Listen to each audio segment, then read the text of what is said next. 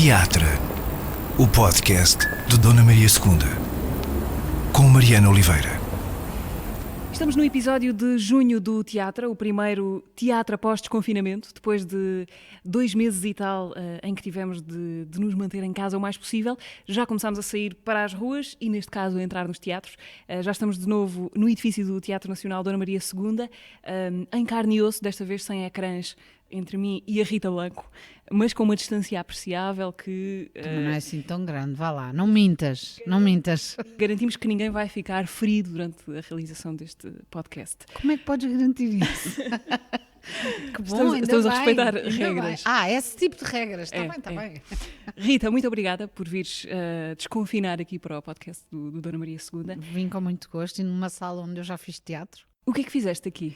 Aqui, essas perguntas são tão más para mim que não tenho memória. Eu sou uma espécie de peixe, eu sou a Dory, não é? Portanto, mas eu fiz The Beth Hanley, fiz olha, a Cici Spacek até ganhou um Oscar a fazer o filme a partir dessa peça. Foi um espetáculo que foi muito duro de fazer. Até entrava o António Feio, vê lá tu, mas eram 3 irmãs e eu fazia de Cici Spacek, mas não ganhei um Oscar. Mas eu até tive que aprender a tocar saxofone, salvo seja, não é? E também fiz aqui um espetáculo de um autor português, que eu também te queria dizer agora, mas me lembro-me do título, Mundo Cão de Escada Vão, porque é tão fora do comum que não me esqueci. E fiz esse espetáculo com o Cândido Vieira. Cândido Vieira não, com o Cândido Ferreira. As pessoas vão pensar que eu estou senil. Rita, já lá vamos puxar pelas tuas memórias. Não faças isso. Do teatro, mas antes disso, queria perguntar-te como é que viveste estes dias os teus dias de reclusão, que ainda não acabaram propriamente, não é, para muita gente, mas pelo menos já estamos numa fase em que não somos intimados a ficar em casa. Mas nós fomos intimados com razão, não é? Sim. Era intimado no sentido, okay. Vá lá, amigável. Olha, para mim foi muito fácil e, portanto, não tem história. Porque, primeiro, eu gosto imenso de estar em casa. Para mim é muito fácil estar em casa. Depois eu sou uma privilegiada porque eu estava no Algarve, onde tinha espaço cá fora. Tenho vários animais que vivem comigo, além dos meus pais que também estavam, e da minha filha que também voltou. Tenho cães, tenho gatos e, portanto, aquilo para mim foi muito fácil. E como eu adoro ler, eu tinha imensas coisas para trás que queria recuperar e tive aquele tempo todo. E, além disso, continuei a trabalhar vagamente por FaceTime com o João Canijo na escrita do filme, no próximo filme dele, que vai ser adiado, não é? Mas conseguimos trabalhar mesmo assim. Para mim foi maravilhoso. Tenho que confessar que parece mal dizer isto, mas é assim, de coisas más também acontecem muitas coisas boas, não é? A parte má é que pessoas morreram e pessoas ficaram muito doentes e sofreram e foi um esforço, muita gente ficou sem emprego, isso é muito grave, mas também aconteceram coisas boas. Ou seja, o que te interrompeu, o que a pandemia te interrompeu foi esse filme que estavas a preparar com o João Canijo? Interrompeu-me fisicamente, nós estávamos a trabalhar uns com os outros e passámos a trabalhar ao longe, não é? Só por FaceTime, ou por exemplo, ele falava, vamos trabalhar esta cena, eu trabalhava em casa, depois telefonava e lhe dizia, olha, eu acho isto, acho que isto deve ser mais assim, não é? Depois ele dizia, vou pensar, e trabalhámos assim. Não era tão interessante porque eu não posso estar a construir uma personagem que contracena com outros e depois os outros acharem que não é nada daquilo, depois trabalhar em conjunto é muito mais interessante do que assim às mijas. Esse filme já podemos saber o que é ou sobre o que é que vai ser? Não sei se pode ou não, ninguém me pediu segredo, mas obviamente não vou falar sobre o filme muito, vou falar o mínimo possível, mas é o próximo filme do João Canijo, em que é sobre as mães, sobre a mãe, eu acho que é sobretudo sobre os filhos. O ser filho, e são relações sempre tóxicas, complicadas, é dessas que vamos falar. Rita, os teatros, entretanto, tiveram permissão para abrir no início deste mês, com restrições, com regras, algumas que hão de ser adaptadas à medida que a situação se for transformando, mas há muitas incertezas. A maior incerteza é certamente a Ministra da Cultura, não? Porquê? porque não está a acontecer nada, absolutamente. Eu sei muito pouco do que se está a passar na realidade, porque é verdade que estou em uma situação privilegiada e de trabalho e etc., mas é inacreditável porque de facto há pessoas em situações dramáticas, como é lógico, tudo parou, a nossa área já é uma área que não é privilegiada, que vive em situações limite constantemente, não é? E de repente morreu tudo.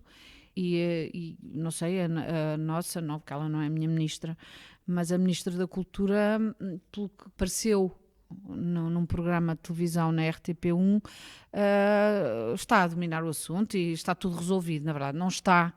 E eles esqueceram-se de ter o contraditório, ou seja, o reviralho, por assim dizer, ter o outro lado, e estavam lá umas pessoas a dizer, e há muita gente que fala sem saber, não fazem ideia do que estão a dizer. Pronto, e esta ministra, obviamente, não tem qualquer espécie de competência para estar ali. O que é que tu achas que devia ser feito? Ou o que é que tem de ser feito? Bem, eu não sei o que é que devia ser feito, obviamente, porque eu não sou... Para já é assim, nós não podemos continuar a queixar-nos e a dizer que não temos nem 1% para a cultura e eles continuarem a não dar. Não, isto já não tem sentido. Pois tem muita pena que acabou com cópia, mas as coisas vão sendo destruídas. E depois vem o confinamento e começam a dizer que os artistas são todos maravilhosos e que afinal que não se pode viver sem cultura e não sei o quê. Mas assim que para... Todas as pessoas estão nas tintas. Não houve medidas reais para se fazer o que quer que fosse. Estão pessoas mesmo com fome. E vocês dizem, mas estão com fome em todo lado. Pois está bem, nós estamos a falar deste setor. E isto não tem que ser público. Na verdade, não tem que ser público. Tem que haver medidas e tem que haver proteção na nossa profissão para que isto não tenha que ser exposto. Que nos defendam destas situações, como há em tantas outras profissões. Não pode ser. Agora eu tenho que expor que há pessoas que estão com fome e que vamos dar umas batatinhas. Não é assim. Tem que haver instituições que estão ligadas à nossa profissão, de que nós façamos parte. Por isso eu cada vez mais acho que temos que ser sindicalizados e temos que começar a ganhar uma força que não temos. Tem que se perceber que a arte, não é a arte, mas a cultura tem que ser subsidiada. Sabemos que sim e tem que ser dado o dinheiro mínimo para isto ser viável. Deixa-me perceber do ponto de vista muito mais prático daquilo do que parece que vai mudar para quem é ator nestes dias. Falávamos das tais incertezas. Uma delas tem a ver com a própria natureza do que é estar em palco, porque se podemos regular o espaço entre cadeiras ou pedir aos espectadores que usem máscaras, não podemos pedir isso, acho eu, aos atores ou aos encenadores. Estás na expectativa de ver como é que isto vai ter consequências no teu trabalho? Imagino que, sei lá, beijos em telenovelas deixem de acontecer, que os amantes tenham de amar com distanciamento social, não sei. Isso até pode ser bom, se o outro atriz for muito mau, até ajuda, não é? Não, mas obviamente vamos ter que mudar coisas. Mas não somos só nós. Em todas as profissões as pessoas vão ter que mudar coisas. As pessoas vão se adaptar. E nós vamos adaptar-nos como as outras pessoas. Assim tínhamos a possibilidade de o fazer. Isto aconteceu. E é uma consequência de erros que nós cometemos. O homem erra. E depois há consequências. E esta é uma das consequências. E nós vamos ter que nos adaptar. Não podemos ser tratados abaixo de cão e tem que se respeitar as pessoas e o trabalho, o direito ao trabalho de qualquer trabalhador, qualquer pessoa, qualquer cidadão. Não é um ator, é de qualquer cidadão. Começaste por falar da tua... Queres como calo? Não. É porque eu falo... Não, ainda temos, só digo temos muita conversa. Só não, mas com alguma frequência. Mas vamos então virar para Sul, para o Algarve. Vamos. Começaste por falar da tua vida no campo. Da minha triste vida. Foi há pouco tempo, não foi, que tu fizeste esse êxodo urbano? Foi o ano passado? Sim, há tão pouco tempo. Não. E depois também foram veiculadas assim, umas informações em alguma imprensa que, enfim, eu vivo em Lisboa a maior parte do tempo, como é evidente, porque é onde eu trabalho. Eventualmente, quando eu puder, quando eu entender que faz sentido para mim, para todos, gostaria provavelmente de ter uma vida um bocadinho diferente daquela que tenho atualmente. E pronto, e de repente achei muito engraçado estar a trabalhar com uma aldeia. Há muitas aldeias em Portugal. A grande maioria das aldeias não acontecem muitas coisas. Deixou de haver escolas, já não há miúdos. Portanto, as interações são pobres, muito pobres. E de repente eu percebi que para mim era bestial e eventualmente podia ser para os outros. E é muito engraçado, porque se tu estiveres a fazer teatro com as pessoas de uma aldeia, Não sou eu, atenção, eu não tenho os zerinhos, mas o teatro tem um poder inacreditável. Eu não tinha consciência disso. O teatro tem o poder de, por exemplo, tu teres miúdos que têm alguma dificuldade em ler na escola e que de repente começam a ler uma peça de teatro e começam a ler fluentemente. E isso dá um poder inacreditável às pessoas que o fazem. E tens feito esse trabalho lá? Ou Fizemos algum trabalho. E é uma coisa que te apetece no futuro? É porque é encantador, às vezes é cansativo, outras vezes porque depois deparamos-nos com muitas dificuldades, nós não tínhamos sítio físico para o fazer e então a pessoa do café, a senhora do café, a Márcia, deu-nos o telheiro. E então estávamos lá por baixo a ensaiar. Só que depois às vezes estava muito frio na serra, está muito frio em dezembro e em janeiro, está muito frio e chove. E nós estávamos com os anoracos todos fechados até cima e depois já não apetece mexer e depois é assim, numa aldeia às vezes as pessoas podem, outras vezes não podem, estão cansadas porque as pessoas vão trabalhar a terra, mas é inacreditável como elas quiseram mesmo. E a mistura das idades é fundamental, porque estas pessoas, como são aldeias onde há pouca gente, as pessoas não se encontram, a não ser quando vão ao café ao fim de semana ou quando vão à caça. E são só os homens e as mulheres vão beber o seu café. Ali, de repente... Há um espaço de encontro programado. Não? Um espaço de encontro onde estão homens, mulheres, crianças e eles têm que interagir. E mais cedo ou mais tarde, as pessoas vão interagir relativamente a outros assuntos da própria aldeia. Isso obriga-as a relacionarem-se, a discutirem, a terem bons e maus momentos. O teatro expõe as pessoas na coisa mais simples que é terem que ler alto. E elas fazerem isso e sentirem, eu faço isto. E percebe-se que o teatro pode ser fundamental na vida das pessoas. Pode ser fundamental na educação das pessoas.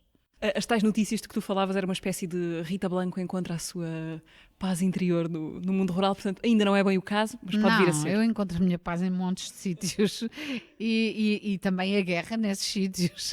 Portanto, não há sítio onde possamos ter paz. Não acredito nada na paz. Mas não procuras isso? Toda a gente procura, não é? Toda a gente, mas não consegues, não é? Se tu não podes viver bem sabendo que milhões de pessoas vivem muito mal. Não acho que possa haver paz. E eu não estou a dizer que sou boazinha, porque se há coisa que eu não sou é boazinha. Porquê é que não és boazinha? Olha, porque não me calhou, não tive essa sorte. Mas não sou má. O que eu quero dizer é, não tenho nenhuma expectativa em relação a mim de fazer grandes coisas, de maneira nenhuma, mas estou muito atenta e acho extraordinário que nós estamos em 2020, não é? Em 2020 ainda sejamos tão incapazes, tão ignorantes, com tantas evoluções e, na verdade, ainda perpetuamos a dor e o sofrimento que infligimos aos animais. Eu espero que um dia, tal como o racismo vá acabar, um dia espero, porque os bebés não nascem racistas, não vêm nos genes, não é? Somos ensinados a tornar-nos racistas e também somos ensinados que os animais estão na terra para nos servir e para nós tratarmos de maneira ignóbil. E nós fazemos isso. E como é que ainda não conseguimos pensar de outra maneira? É muito estranho. Essa é também uma das tuas lutas, não é? Questão animal. Eu fico muito zangada quando as pessoas... Eu, por amor de Deus, eu acho impensável matar um homem, matar uma pessoa. Impensável isto que aconteceu. Que acontece constantemente. A questão foi filmado. É a diferença. Os negros vivem com medo, têm que viver por serem negros. É horrível. Mas também é impensável que nós achemos que podemos fazer mal. Porque... Claro que quem não é racista também não pode ser especista, porque é uma contradição. É uma contradição. Matar, maltratar, mas maltratar de maneira inacreditável, que é o que nós fazemos diariamente para termos um momento de pseudo-prazer a comer um animal qualquer, as pessoas não querem pensar sobre as coisas. Rita, eu queria aproveitar que aqui estamos e estarmos aqui passou a ser uma grande coisa, estar no teatro, pois é. Para puxar pelas tuas memórias as possíveis deste espaço. Ela às vezes trata-me por tu, outras vezes por você. Eu não tratei por você. Trataste. Acho que não tratei. Vais ter que ir ouvir para trás. Não, eu disse puxar pelas memórias, mas era no sentido... Memórias. Não disse. Eu tenho quase certeza. Eu não disse que ainda havia sangue hoje aqui. Mas tu já foste figurante no Teatro Nacional Dona Maria II, já. confirmas? Confirmo. Como que altura era essa? O que é que fizeste? Nós estávamos, eu estava no conservatório a fazer o curso de teatro. Portanto, tinhas 18? Sim, entrei com 18 no conservatório. Por acaso agora não tenho a certeza que se comecei aqui. Comecei aqui e depois fui fazer figuração também para o Teatro São Carlos, para a ópera. Lembro-me que foi a primeira coisa que fiz foi os contos de Hoffmann. C'est la chanson. Pronto. E aqui era figuração. Porquê? Porque havia, não sei se era uma combinação, um convênio qualquer, não sei, em que os alunos do conservatório vinham fazer aquilo que se chamava figuração especial para o Teatro Nacional, nos espetáculos que tinham muitos atores e que tinham figurantes e tal. E nós viemos, alguns atores da minha turma, viemos fazer figuração chamada especial, mas era figuração. Viemos fazer um espetáculo chamado Pedro Cru. E o teu papel era o quê? Fazia vários. Fazia uma freira, fazia uma vez até fiz. Porque eu ria-me, tinha muita dificuldade em conter o riso e passei a ser conhecida cá no Nacional pelos diretores de cena, porque às vezes era preciso ter uma esfregona por perto, porque eu ria-me tanto que às vezes, para não mostrar os dentes e não fazer som, fazia muita força e podia. Não vou dizer isto, que horror. Não, mas eu era nova e fazia xixi a rir de tanto que me ria. Uma vez dei um trambolhão tão grande nessa peça, porque eu dançava também, dançávamos, fazíamos umas raparigas que dançavam, umas raparigas do campo, era variedades. E era uma encenação do Carlos Avilés. E depois também foi o Carlos Avilés que depois me levou para fazer figuração também especial na ópera, no São Luís, Carlos, enganei-me, no São Carlos, e também aí fiz xixi. Não, foi porque fizeram uma partida e depois eu fiquei cheia de açúcar. Muitas parvoíces. Em cena? Isso aconteceu em cena? Aconteceu em cena. Mas eu depois fiz espetáculos aqui e também me acontecia com alguma frequência ter muita vontade de rir. E o Pedro Leite já sabia e dizia assim: vão lá, ponham a testosterona mais ali, que ela já se deve estar quase a desmanchar, a rir. E Alguma vez isso se tornou embaraçoso ao ponto de não Já. conseguires continuar? já. Quando? Mas isso foi na Comuna. Eu estava a fazer um espetáculo do Fernando Gomes e o António Feio contracenava comigo e estávamos os dois sozinhos em cena. E o palco era um bocadinho inclinado. E nós íamos terminar o ato. Eu era uma madre abadesa e ele era o jardineiro, salvo erro. E o António Feio tinha aquela coisa de queria-me fazer rir, porque as pessoas sabiam que eu tinha algumas dificuldades em não me rir. E então ele estava sempre a provocar-me. E houve um dia que ele foi de tal ordem que ele próprio viu-me desesperada a virar-me assim, porque eu tinha um chapéu muito grande que me tapava a cara se me virasse de costas, e começou a ficar muito atrapalhado, e foram tantas ou tão poucas que ele se desmanchou a rir. E era Foi preciso... isso virou-se contra ele. Exatamente, só que também não me correu bem, porque ele não podia falar mais, ainda tínhamos uma canção, os dois, para acabar o ato, ainda tínhamos de dizer umas frases, e eu queria dizê-las, mas fiz tanta força para não me rir, virei-me para a frente e comecei... E fiz xixi. E o que é que aconteceu? Começou o xixi. Eu estava vestida até aos pés, né? Com uma madre abadesa, com uma senhora, e o xixi começou a escorrer. E olha, queres saber?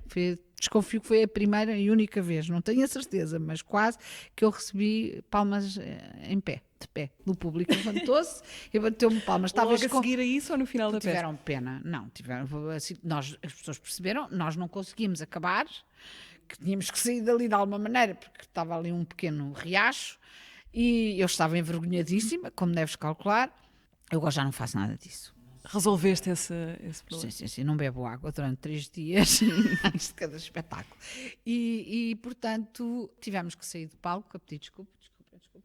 E também já aconteceu uma vez, não era no CCB, foi como é que se chamava? O Acarte, na Gulbenkian. Também tive um grande problema, mas não fiz xixi. Mas também levámos palmas, de pé. O público, quando vê que é mesmo verdade que nós estamos desesperados, apoia-nos. Isso é muito engraçado, porque quebra-se ali a quarta parede. Mas isso não é nada dramático. Voltámos logo. Isso foi um colega meu que levou uma coisa a fazer de pelo, e quando acenderam as luzes E já não consegui falar. Acabou ali a cena. Já não foi viável. Rita, eu queria que tu me dissesse o que é que tem a Porquê que eu ver. estou a contar isto? Depois tu cortas isto tudo, não cortas? Algumas partes, Não, outras, isto, quanto tempo é que é outras para vou ter? deixar.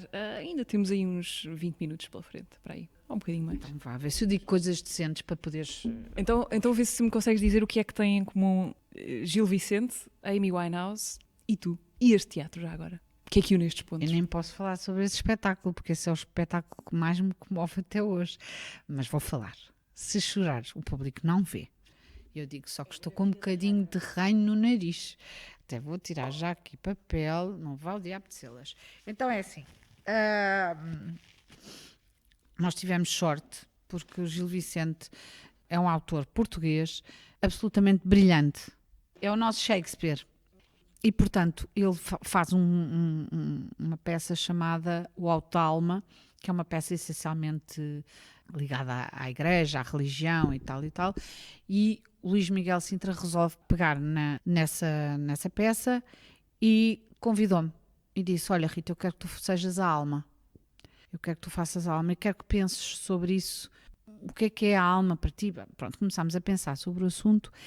E de repente eu fui ter com ele e disse, olha, eu acho que já sei, eu não tenho que me inspirar em ninguém, não é?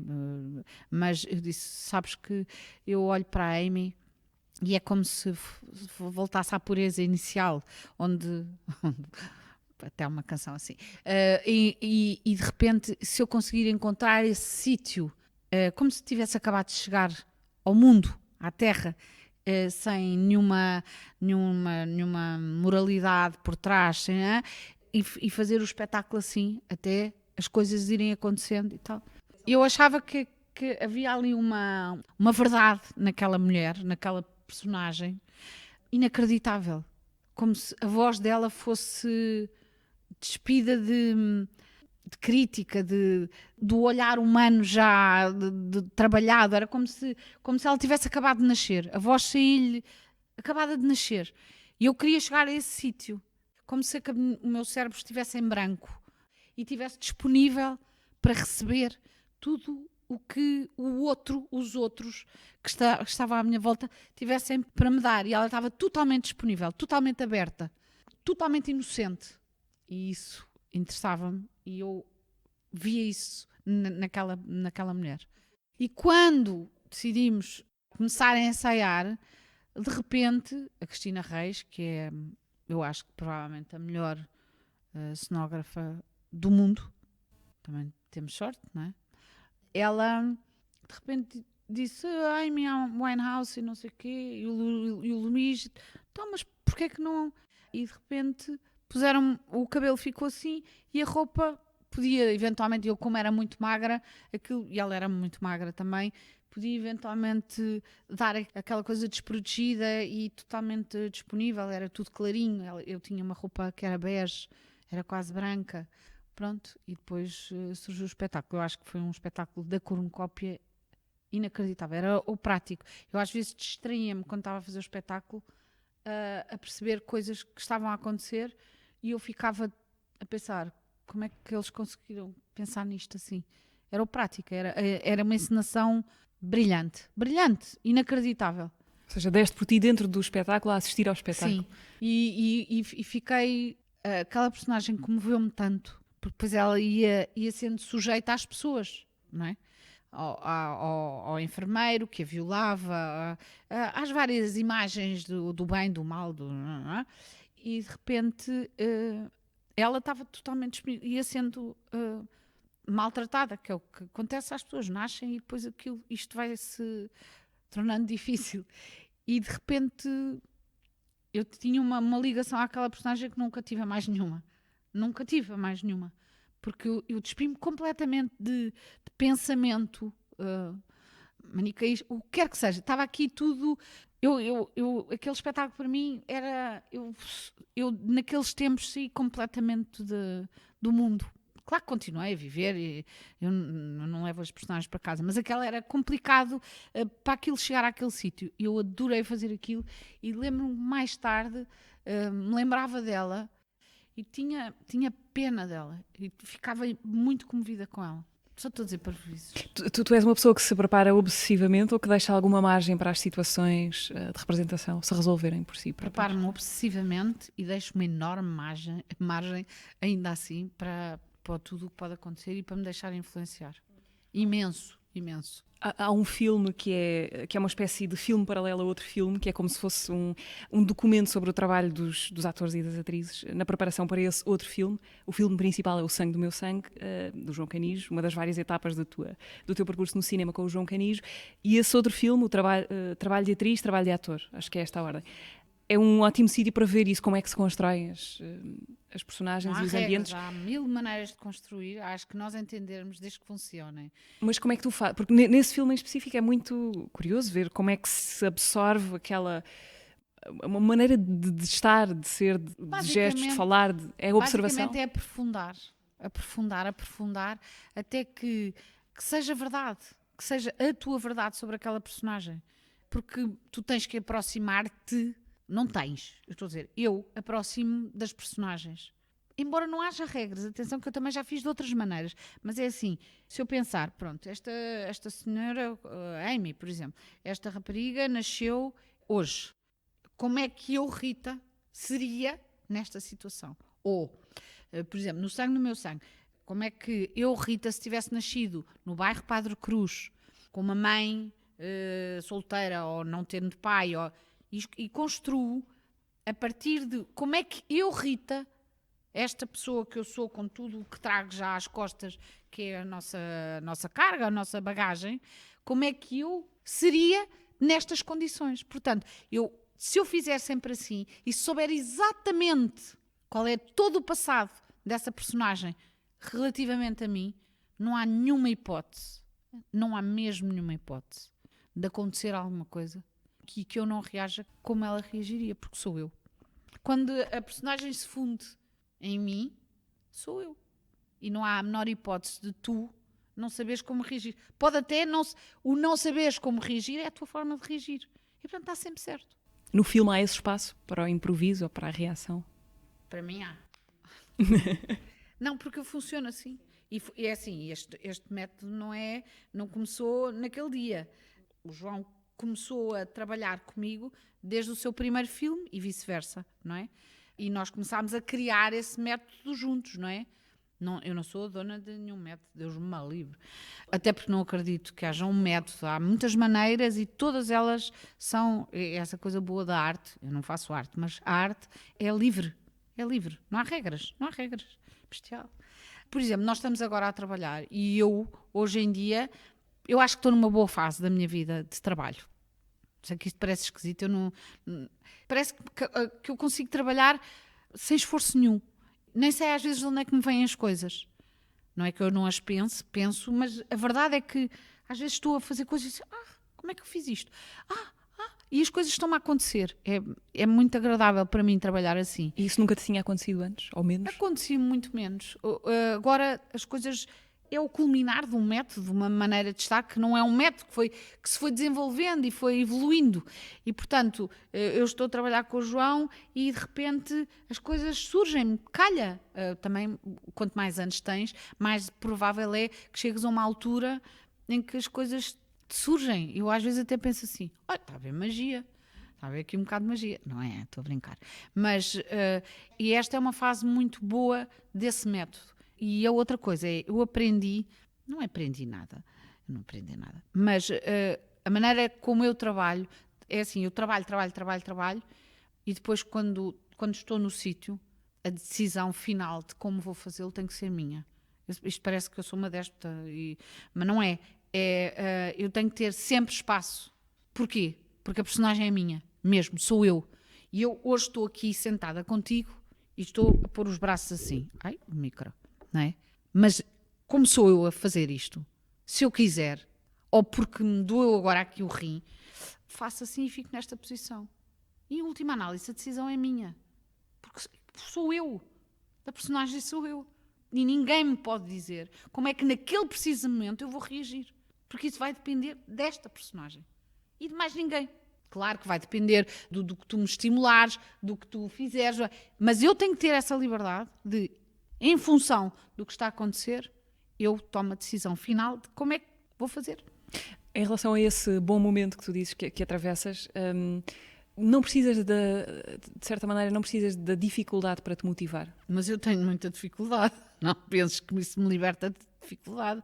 A dificuldade até aguçou o engenho. Eu tenho sempre imensa dificuldade. Mas a que chamo o trabalho. A dificuldade é o trabalhar e nunca saber se chego lá. E a coisa maravilhosa é quando eu chego ao sítio e de repente as coisas me surgem, eu não sei de onde é que me vêm. Eu penso assim, eu não tenho capacidade para fazer isto. E às vezes, estranhamente, Aconteceu. aconteceu. Não te quer dizer que esteja certo, atenção. Eu preciso sempre dos outros para ter aval, ou para ver se vale a pena, e muitas vezes não vale. Deixa-me perguntar-te uma coisa ainda, voltando ao Sangue do Meu Sangue. Tu, neste filme, ou a tua personagem, a mãe, a Márcia... Pois era a Márcia. Já falamos de uma Márcia aqui. Pois foi, mas propósito de outra é a coisa. senhora do café. A senhora do café. Eu não me lembrava que era a Márcia. A Márcia, às tantas, vê-se confrontada com uma escolha. Quem não tiver visto o filme e quiser ver, pode saltar esta parte da entrevista. Mas o que ela escolhe é esconder da filha que ela teve uma relação incestuosa com o pai, porque a filha não sabe que aquele homem é pai dela. Aconteceu. Pois, isso, eu não sei se compro isso, porque aconteceu, não é? Mas Não. deixa-me só chegar aqui. Não, estás enganada. Mas Bom, diz lá. pronto, ela escolhe... Estás armada em João Canijo. João Canijo também não percebi isso. Foi Deixa-me só ver se chego onde quero. Portanto, ela escolhe não dizer à filha que ela teve essa relação incestuosa e arcar com as consequências, que é a filha zangar-se com ela ou Perder a filha. achar que ela foi responsável Perder por a filha. perder a filha. Ela Pronto. prefere perder a filha. Então isso que para a ti é um filha- gesto de amor.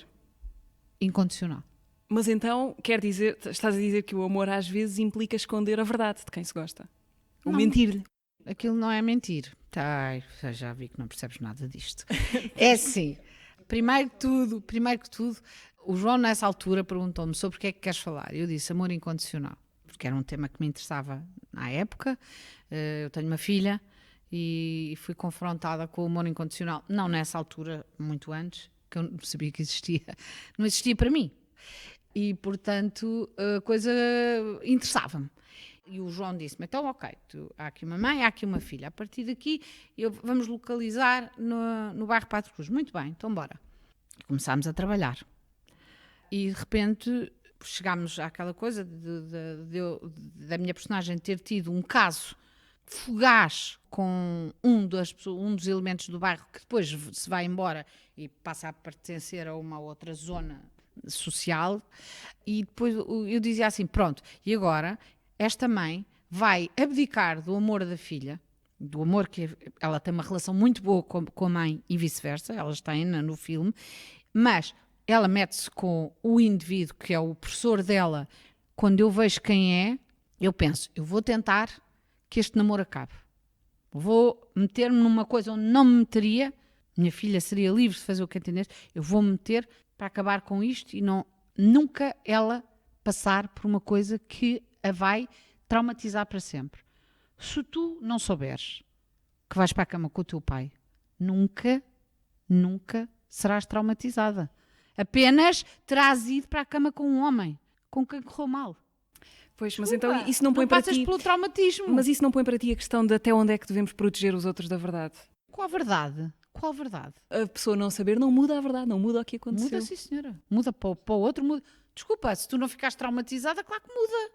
É uma maneira de protegeres Mas achas que isso funciona para outras coisas? Não saberes ajuda-te... Não saberes é preferível? Naquele caso, para a minha personagem, sim. Mas então, se tu te pusesses... Eu não estou a falar da Rita. Sim, Eu ok. estou a defender a minha personagem. E eu imagino que tenhas vivido claro que viveste esse papel na posição emocional da mãe, mas se te puseres não, mas se te puseres do lado da filha, não ficas com dúvidas se isso seria o melhor para ti? Não. Não ficas com dúvidas? Não. Era o melhor para ti? Não saber? Era. Ok. Personagem. Sim. Para a personagem. Sim. Não estou a falar sobre mim. Nem questiono isso. Isso para mim não é uma questão. Isso para mim não é uma questão, porque para já é um filme. É uma história. Sim, é um filme que nos põe a pensar sobre coisas que podiam ser Mas verdade. espera lá, o que é melhor? Eu dizer à minha filha, olha, foste para a cama com o teu pai e ela ficar desfeita para sempre, ou dizer assim, olha, esse homem não era para ti e acabar com o namoro tranquilamente e ela ter uma dor normal, de uma separação, e depois partir para a vida e nunca ter ficado traumatizada. Hello? Pois, não sei se Então diz lá negar o a quê? verdade. Fico na dúvida se negar a verdade a alguém. Então o que é que achas que era melhor? Dizer-lhe, foste para a cama com o teu pai? As pessoas arranjam maneira de se superar. Só que não, sabes isso ou não? Isso é quando temos o privilégio de ter essa possibilidade. A maior parte das vezes não temos esse privilégio. E eu estou a falar a defender a personagem, atenção. Já que falamos de amor ou de amour, como é que foi trabalhar com o Haneke? Foi engraçado, foi uma coisa pequenina, mas foi muito engraçado porque, olha, eu nem fiz mais cenas porque estava no Teatro Nacional. Estava a fazer, acho que estava a fazer o Einar Müller, estava a fazer a Cacatua Verde. Então, disseram-me, não sei o quê, ele anda a ver para uma atriz, para fazer... E disseram-me, então, tens de fazer um vídeo. E eu disse, não é armada, não, mas eu disse, está bem, eu faço um vídeo. E fiz. Agora posso dizer que eu nunca disse. Olha, se quiser trabalhar comigo, eu fico encantada, muito contente, gostei imenso do Laço Branco. Acho que nem isso disse. Fico muito contente, fico encantada e tenho muito gosto. Se não quiser, eu compreendo perfeitamente, porque eu acho que só vale a pena trabalharmos se nos apetecer aos dois. Foi isto. Ele tinha visto pai o sangue no meu sangue. E tinha já decidido, e só queria ouvir-me a falar, acho que francês. Pronto, ouviu-me e decidiu que era eu. Só que eu não podia, na verdade não podia.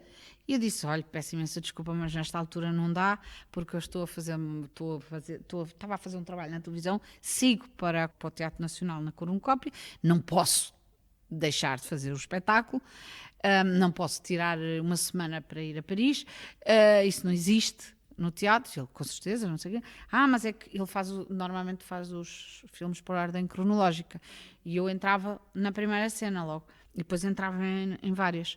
E ele depois acho que foi fazer testes a Espanha e acabou por fazer com um ator espanhol, que fez de meu marido, e tentou escolher lá, mas ele tinha fixado que era aquilo que o papel não tem... Ele é muito... Eu compreendo perfeitamente. Eu acho que ele entendeu que eu era tão maluca como ele. Na obsessão, eu senti-me sempre confortável ao pé dele. E para além de que eu trabalhei com o João Canis durante muitos anos. É o mesmo tipo. É o mesmo género. Obsessivos, rigorosíssimos. Eu adoro esse ambiente. Não me faz impressão nenhuma, não me incomoda nada, não fico nada nervosa, agrada-me a coisa do... E então, ele disse, mas tem que ser. Eu disse, mas olha, o que é que eu faço? Então eles mudaram as datas e disseram, então está bem, cortamos umas cenas e assim vem no fim do filme e quando tivermos acabado o fim do filme fazemos a primeira cena e fazemos só mais 2 cenas.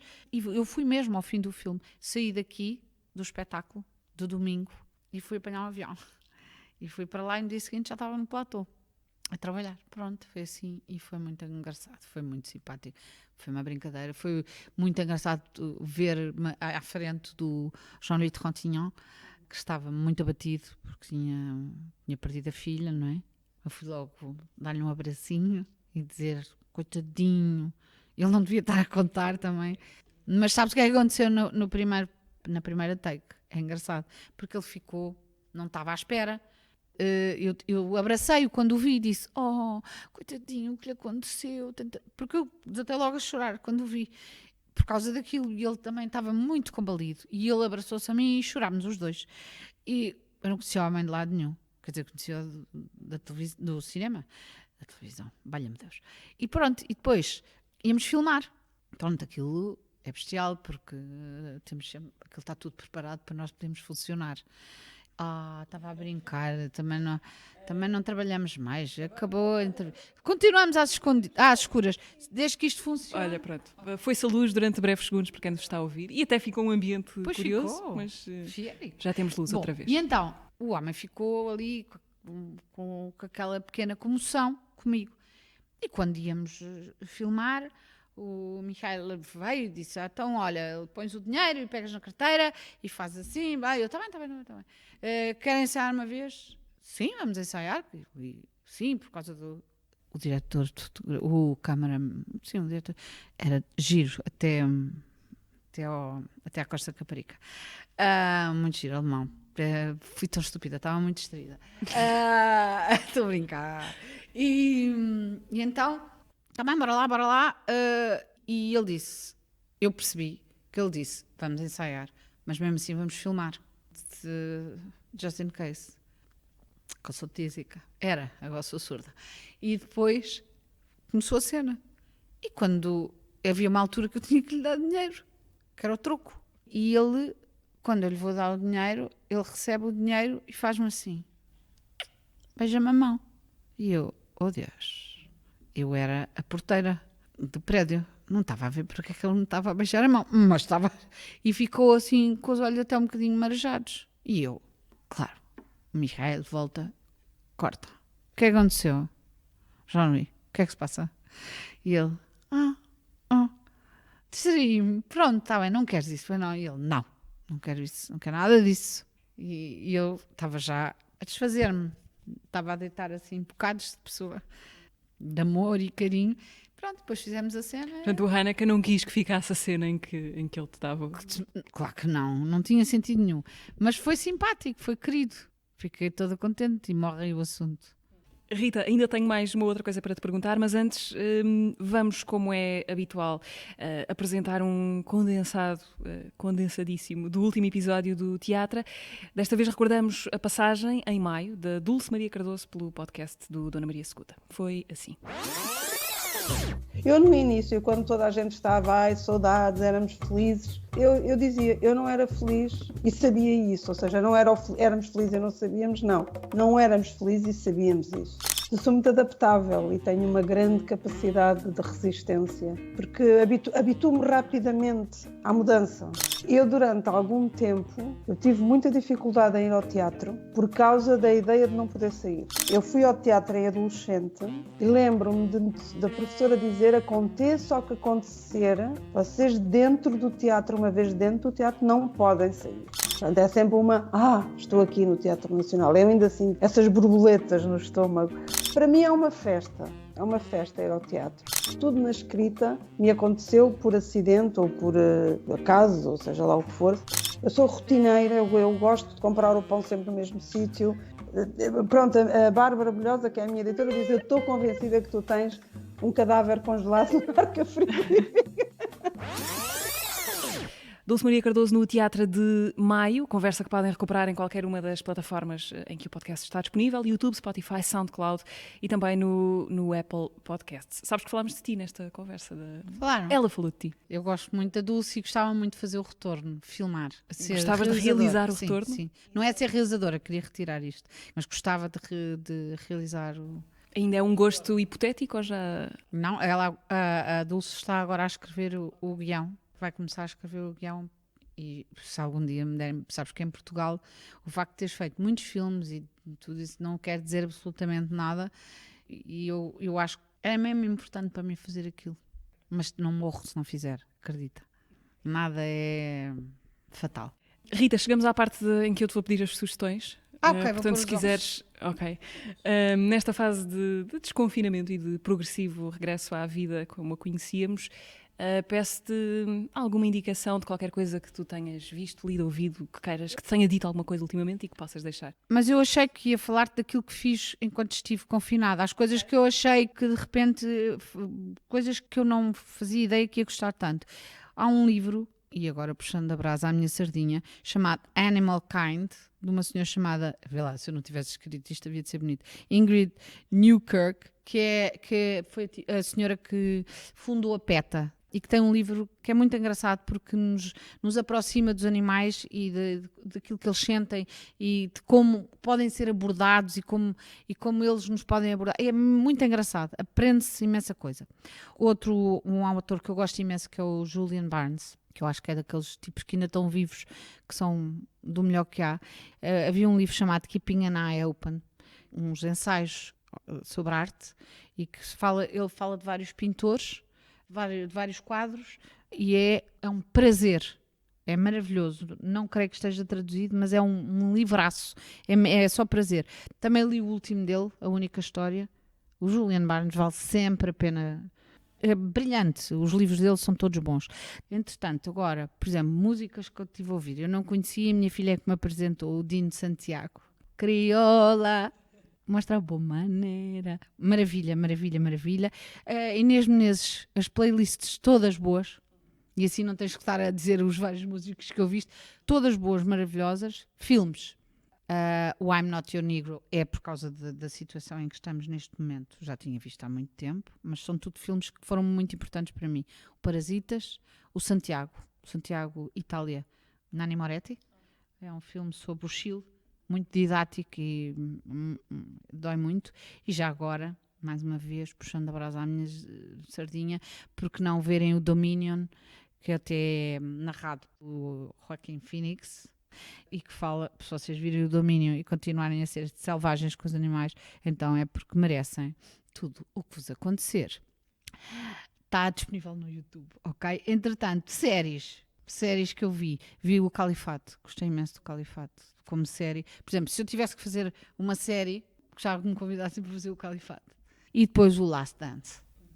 Não sei se sabem que eu vou casar com o Michael Jordan. Ele é que também ainda não sabe. Vai ficar a saber pelo podcast do Eu penso Dona que Maria ele, II. quando ouvir isto, que certamente vai ouvir, vai dizer, como é que ela se chama? Digam-me lá. Rita Blanco. A Rita. Michael, Rita, hi darling. Devo-lhe dar pela barriga, no máximo, mas eu não salto ainda por cima. Não, se calhar agora tive uma imagem péssima. Eu corto esta parte. Não cortes, que as pessoas gostam é disto. Não viste a internet, as pessoas gostam é disto. Tristeza. Rita, Maneira. Diz, desculpa. obrigada pela mão cheia de sugestões que deixaste, que é uma espécie de fotografia da tua quarentena. Há bocadinho eu dizia-te que a Dulce Maria Cardoso tinha falado de ti no teatro passado. Não só falou de ti, como te deixou uma pergunta que eu gostava que tu ouvisses. Diacho, não sejas má, Dulce.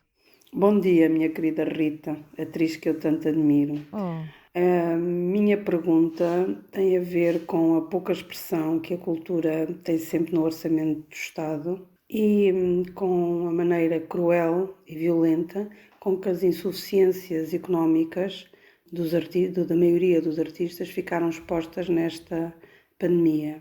E a pergunta para 1 milhão é o que é que podemos fazer para mudar isto? Que tipo de plataformas ou de sindicatos ou de uniões ou que trabalho podemos fazer para que possamos mudar isto? Era isto. Beijinhos. A Dulce parecia que estava a adivinhar Querida a nossa Dulce, conversa, não é? sim, Portanto, voltamos sim. ao início. Voltamos ao início. Eu acho que para já sindicalizar-nos todos. Depois há esta coisa, deixa-me só um apontamento que se calhar é estúpido, que é, eu nunca percebi porque é que os artistas têm que trabalhar à borla. E esta pandemia foi uma mão cheia disso. Porquê? Não acredito nisso. E os artistas embarcam sempre. Uns porque querem aparecer, outros porque são generosos. E de facto isto não tem sentido nenhum. Ninguém trabalha para os médicos, que tanta falta nos fazem. Não nos passa para a cabeça dizer, olha, vai ali para as urgências. Eu sei que eles vão pôr-se em perigo de uma maneira que nós não vamos. Mas cada profissão no seu sítio. É assim, não passa para a cabeça de ninguém não ir receber pelo seu trabalho. Porque é que nós temos que fazer? Não tem lógica nenhuma. É uma espécie de desrespeito para connosco próprios, com a nossa profissão. Mas porquê? Onde é que está escrito? Fazemos todos imensas coisas, desatamos todos a fazer coisas. Para quê? É o contrário. Eu acredito numa luta em que, não precisam de nós. Ok, bora parar tudo. Eu acredito mais nisso. Acho que isso funciona mais. Onde é que estás? Voltamos a ficar às escuras. Bom, então olha, se calhar vamos acabar assim. A última coisa que eu te quero perguntar é, e uma vez que vieste a um podcast chamado Teatra, queria que tu nos deixasse a tua definição para esta palavra e que nos explicasse ao fim de 10 edições deste podcast o que é teatra, para as pessoas do teatro, pelo menos.